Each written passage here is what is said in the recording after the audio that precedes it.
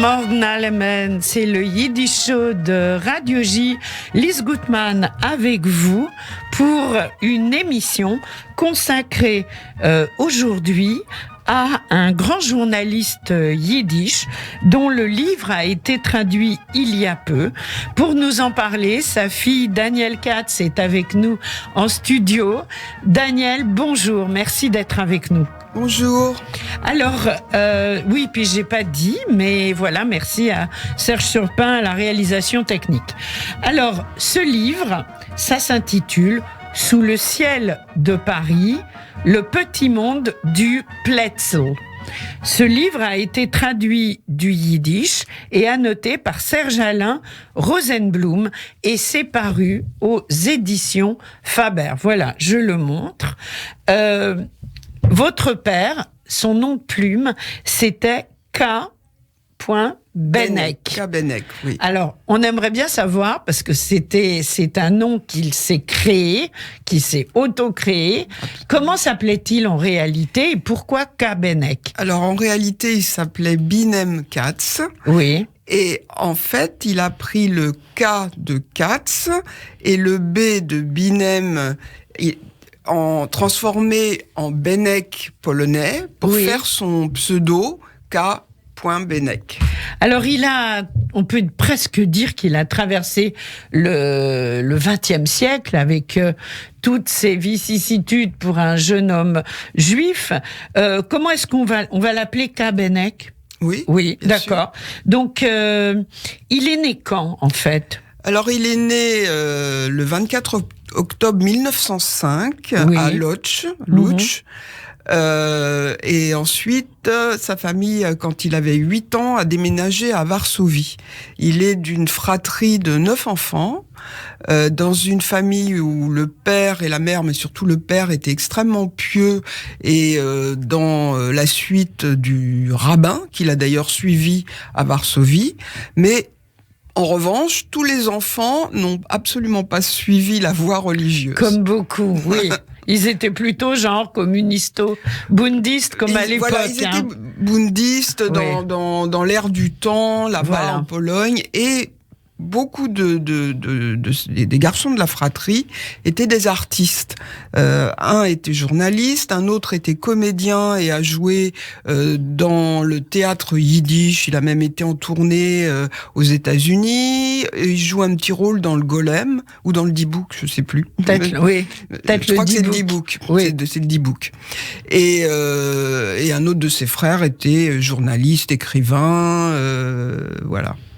Donc, une famille profondément yiddish, comme on dit chez nous. Absolument. Et voilà. Et alors, un livre, moi, qui m'a énormément touchée, parce qu'évidemment, sous le ciel de Paris, le petit monde du Pletzel, c'est un environnement qu'on connaît, mais étant donné la génération à laquelle nous appartenons, on ne le connaît pas comme votre père l'a connu et le décrit. Et c'est ça qui est très touchant et très intéressant. Alors avant qu'on rentre vraiment dans le cœur du livre, j'aimerais qu'on parle et qu'on rende hommage à Serge-Alain Rosenblum qui en a fait une traduction magnifique, mais vraiment magnifique, et qui est décédé il y a peu. Serge-Alain Rosenblum, est-ce que vous savez comment est-ce que alors, vous parlez yiddish, voilà, irret yiddish, mais en réalité, vous ne le lisez pas. Voilà. Donc, comment est-ce que vous en êtes arrivé à découvrir le manuscrit de votre père? Comment Serge-Alain vous l'a proposé? Racontez-nous tout. En fait, c'était vraiment le hasard. Un jour, Serge m'a téléphoné. Moi, je le connaissais pas bien. C'était c'était au niveau des colonies de vacances, etc. Enfin bon, de la CCE de pour la pas CCE. Voilà. Et je l'ai très peu connu. Je connaissais par contre sa femme plus. Et il m'a contacté en me disant j'ai traduit le livre de ton père. Et je suis tombée des nues. Ah oui. Absolument. Et donc on s'est vu le soir même parce Sympa. qu'il était très pressé de me voir. Et je lui dis mais comment tu l'as traduit? Pourquoi t'as choisi ce livre-là? Et où tu l'as trouvé? Il m'a dit la bibliothèque Médem. Et j'ai choisi celui-là parce que ça me plaisait, voilà. Il faut qu'on trouve un éditeur. Donc on a parlé de ça. Et puis c'est tombé dans l'oubli pendant quelques années parce qu'il trouvait pas d'éditeur. Et puis un jour, j'ai été contactée par le directeur littéraire de Faber. Et ça a commencé comme ça. Et puis malheureusement, Serge est mort en mars 2020, avant que le livre sorte. Et il était même pas fini de corriger. Ah oui, en effet, quelle tristesse. En tous les cas, quel traducteur, et on ne peut que le remercier, je crois. Alors, vous avez donc lu, j'imagine, avec un intérêt énorme, le livre de votre père. Est-ce que vous avez découvert des choses? Qu'est-ce que vous avez ressenti? Absolument, j'ai découvert énormément de choses et je me suis rendu compte que mon père avait des connaissances et des informations qu'il était allé chercher, sans doute à la Bibliothèque nationale d'ailleurs, que j'ignorais. Mais oui, on ignore. Quand on lit ça, c'est une découverte incroyable. Mais d'une part, je l'ignorais, mais par ailleurs, il l'a pas partagé avec moi à l'époque. Oui. Et donc, ça a été une surprise merveilleuse en même temps. Un cadeau. Hein. Et un cadeau parce que je pense qu'il aurait été tellement heureux de savoir qu'il avait été traduit et édité en français. Et malheureusement, évidemment, il peut pas le savoir. Mais ça m'a beaucoup touché, beaucoup ému. Bien sûr. Alors, en fait, votre père était journaliste. Il était journaliste. Enfin, lui, il se décrivait comme écrivain yiddish. C'est d'ailleurs écrit sur le monument des sociétés juives où il est enterré. Oui. Mais au départ, il était journaliste et il a commencé très précocement à écrire, encore en Pologne apparemment. Il s'est enfui de Pologne à 19 ans, sans prévenir ses parents ni personne. Je pense aussi pour fuir la conscription, à l'époque. Exact, qui durait très longtemps. Absolument. Et il s'est retrouvé, il est allé en Belgique où il a passé 1 an à Anvers. Et ensuite, il est arrivé à Paris où il y avait déjà une de ses sœurs qui était à Paris. Et alors, il parlait le yiddish, évidemment, au quotidien. Le français, il l'a appris en arrivant Il l'a appris au fur et à mesure, mais pas très bien. Il parlait polonais. Oui. Et d'ailleurs, mes parents parlaient polonais quand ils voulaient pas que je comprenne. Du coup, vous comprenez le yiddish, mais pas le polonais. Voilà. D'accord. Et en fait, donc, quand il a commencé à écrire, c'était un écrivain yiddish. On est bien d'accord. En même temps, il écrivait dans la presse juive. Donc, il avait un peu aussi une fonction de journaliste. Absolument, parce que il publiait beaucoup d'articles, mais c'est du journalisme littéraire, je dirais. Parce que c'est pas purement du journalisme. On s'en aperçoit quand on lit ce qu'il écrit. Et il écrivait aussi pour des magazines littéraires à l'étranger et en France. Il a écrit pour le Vorwärts, je crois. Oui, pour Unser Stimme. Oui, et le journal du Bund, Unser Wort, la Neue Presse, etc. Donc, vraiment un intellectuel complet, si j'ose dire. Autodidacte, extraordinaire. J'ai envie de donner un peu les noms en yiddish de ces livres qui n'ont pas encore été traduits. Donc, vous qui nous écoutez, si ça vous dit... Voilà, Daniel, ouverte à la traduction. Alors, il y a Paris Abajourn, un bonjour de Paris. En fait, c'est un jeu de mots parce que entre le mot abat-jour et abat-jour chez vous, avec l'accent yiddish. Et là, c'était donc des reportages. Vous voyez quand même, Novellen, des nouvelles, Bilder, des portraits, et c'est paru chez Haveris Verlag zusammen en 38. Le genre de choses qu'on n'imagine pas. Die Bräune Messlesen, la peste brune, un roman von die Milchumejorn, donc un roman des années de guerre. Là, c'est paru chez Ab Express, tout ça en yiddish. Et Yisrael unser Land, Israël, notre pays, der Zeilungen und Reportagen, donc des récits, des reportages.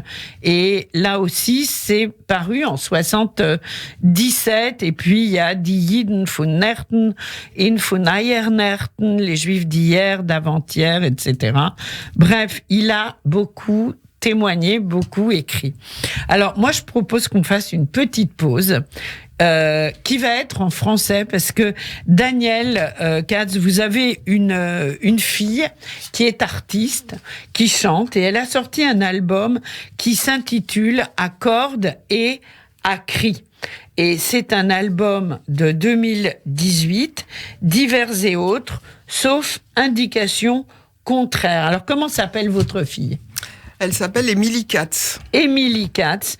Et on va l'entendre, nous interpréter une chanson qui s'appelle Maïdele. Je pense qu'étant donné le yiches qu'elle a avec son grand-père et avec vous-même, eh bien, elle a de quoi chanter Maïdele. On l'écoute.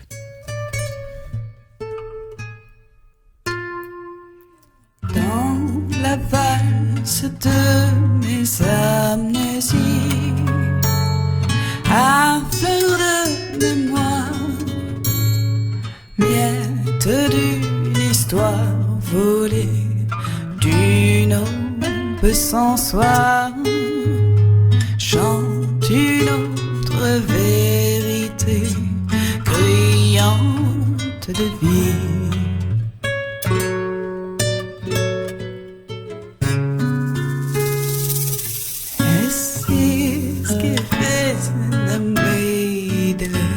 Mit scheinen grünen Eigele, sie hat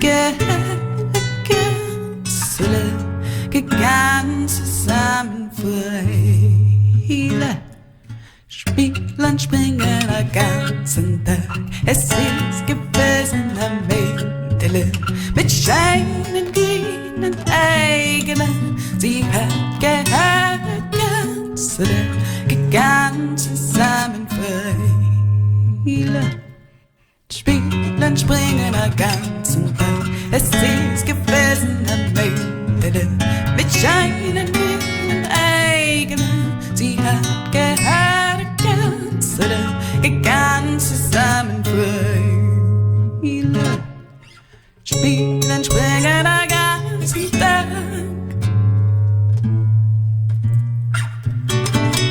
Il me revient l'écho d'une voix étrange, étrangère, qui me dit tout bas comme ça, souviens-toi, qui me dit tu vois, moi je ne pleure pas.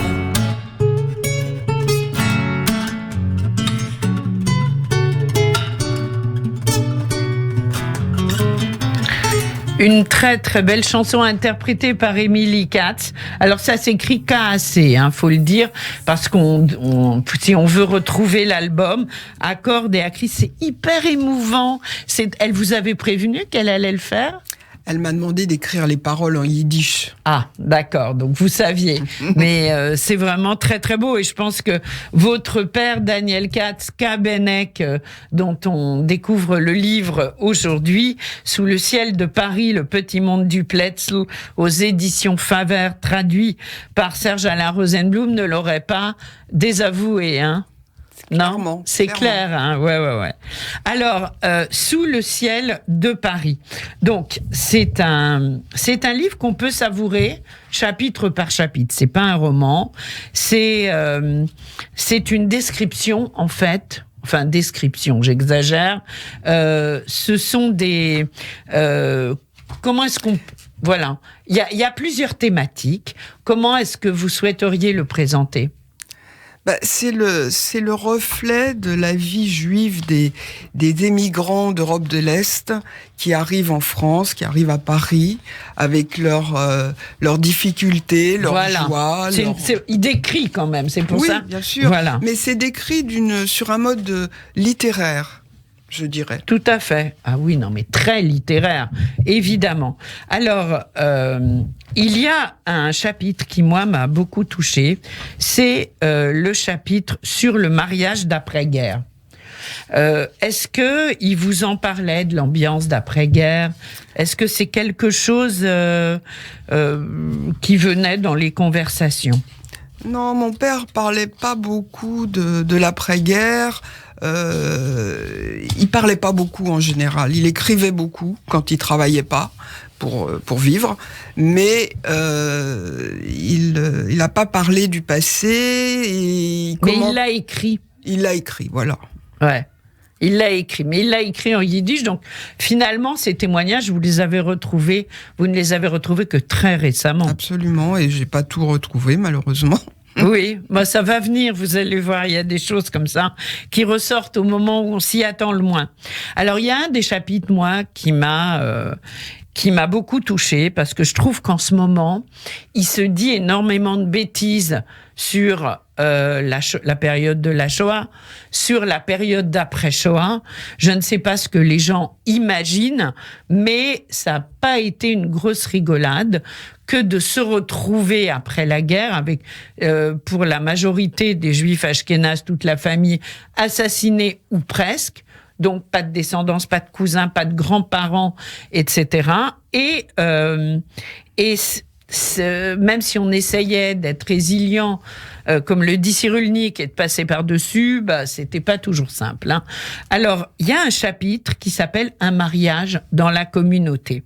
Et j'ai envie de lire le début, si vous êtes d'accord, Daniel. Mais bien sûr. Parce qu'on comprend très bien ce qu'il veut dire. Mazel Tov le fiancé, Mazel Tov la fiancée, Mazel Tov les parents. La communauté juive de Paris célèbre aujourd'hui une grande fête. Elle marie de chers enfants rescapés dont elle représente doublement les parents. On n'y pense pas toujours, ça, Daniel, que les parents n'étaient pas là pour emmener leurs enfants sous la roupa. Ceux du fiancé et ceux de sa promise. Comme il convient pour de telles familles de choix, elle consacre les noces avec solennité, éclat et le faste splendide d'un banquet avec musique, dans la joie, les rires, point de suspension, et aussi les larmes. Il ne s'agit pas des traditionnelles larmes de joie, entre guillemets, de coutume chez les Juifs depuis la nuit des temps. La peine déborde ici au milieu de refrains plein d'allégresse, lors des divers toasts portés par les convives et même par instants entre les danses vite enchaînées. Ce ne sont pas seulement les mignons orphelins, les mariés, qui essayent de la contenir, mais quasiment tous les invités sans exception qui constituent les propres parents de ce mariage juif bien particulier. Cependant, un parent principal existe aussi, l'association tutrice des époux qui a élevé ses enfants d'honorables parents déportés. Et lorsque vient le moment de louer en chanson la fiancée, à l'instant où l'on rappelle les noms des parents déportés du jeune couple, toute l'assistance se voit également célébrée d'un seul coup. Plusieurs hommes refoulent leurs larmes au souvenir de leurs épouses et enfants disparus. Des femmes s'essuient les yeux avec des mouchoirs à la pensée de leurs fils et filles exterminés qui n'auront pas été, eux, conduits sous le dème nuptial, etc. C'est ça aussi l'après-guerre. C'est extrêmement émouvant. Et c'est intelligent, bien sûr. Oui. Ça. On en a la chair de poule et tout le livre est comme ça. Il y a plein de chapitres, il témoigne sur la vie des façonniers, des casquetiers, sur les juifs qui partaient sur les bords de Marne. Il y en avait dans ma famille. Votre père, en fait, c'est notre mémoire à tous. Oui. Il y a énormément... Je m'excuse de vous dire ça, mais c'est vrai, on se retrouve. C'est notre mémoire, là, dans ce bouquin-là. C'est tout ce qui a constitué la vie des Juifs après la guerre et jusqu'aux années 80. Mais oui. Alors, K. Benek, sous le ciel de Paris, le petit monde du Plätzl, traduction du yiddish et notes de Serge-Alain Rosenblum. Je sais que dans votre enfance, vous avez croisé plein de grands écrivains yiddish, et ce sera ma dernière question, peut-être, parce que c'est passionnant, quelle chance. Auprès de qui avez-vous grandi, Daniel Katz? Eh ben, il y avait le grand poète Schulstein, il y avait le dramaturge Slovès, il y avait les écrivains Bergman, Litvin et certains dont je me souviens plus. Il y avait le peintre Mané Katz qui était un ami de mon père et qui a fait les dessins de ses livres et que j'ai connu personnellement quand j'avais 10 ans. Voilà. Et vous avez grandi dans ce milieu fascinant et si intelligent, on peut le dire.